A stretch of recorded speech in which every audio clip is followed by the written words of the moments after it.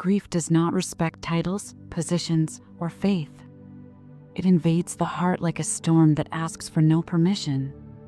David, the king of Israel, did not cry out as a warrior or a leader. He cried out as a father. His lament echoed through the palace walls and across the centuries, "My son Absalom. Absalom, my son, my son." That cry was not only for death.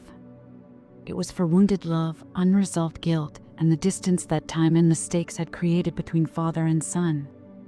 It was a cry many know, the cry of someone who lost a loved one and, with that person, lost a part of themselves. According to 2 Samuel 19, verse 4, David went up to his room and wept, saying, "My son Absalom, if only I had died instead of you." This is the cry of a heart that cannot bear absence. The pain of grief is not only about death, but about everything left unsaid, undone, unrestored. It is a pain that cannot be explained, only felt. And when it comes, no theology can contain it. All that remains is the cry. A cry that is not a sign of weakness, but of humanity. And God does not reject that cry. He receives it. According to Jeremiah 20, verse 7, the prophet laments, "You deceived me, Lord, and I was deceived. I am ridiculed all day long." Jeremiah did not hide his pain. He spoke to God as one speaks to a close friend, with honesty, with tears, with anger. There are moments when heaven seems silent. Prayer doesn't seem to go beyond the ceiling. But God's silence is not rejection. It is space. It is the interval between the cry and the answer. And in that space, God works. He hears what we cannot say.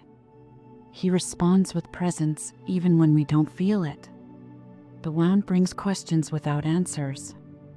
There are no more desires or goals in life.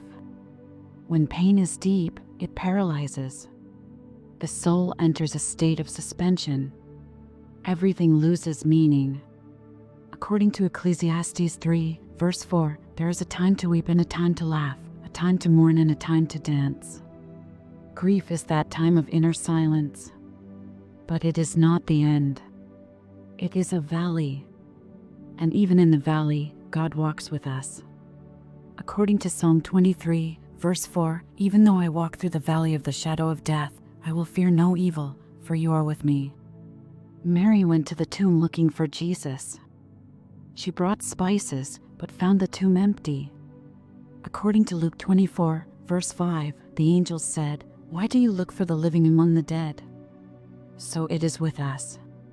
In the midst of pain, we search for answers in places of death, memories, regrets, guilt. But God's answer is not in the past. It is in the resurrection. The empty tomb is the reminder that death does not have the final word. Not over Jesus. Not over us. According to 2 Corinthians 1, verses 3-4, praise be to the God who comforts us in all our troubles. God's comfort is not a superficial relief. It is an eternal embrace. It is the whisper that says, "I know what it is to lose. I gave my son, but I also know what it is to rise again. And that is what I offer you."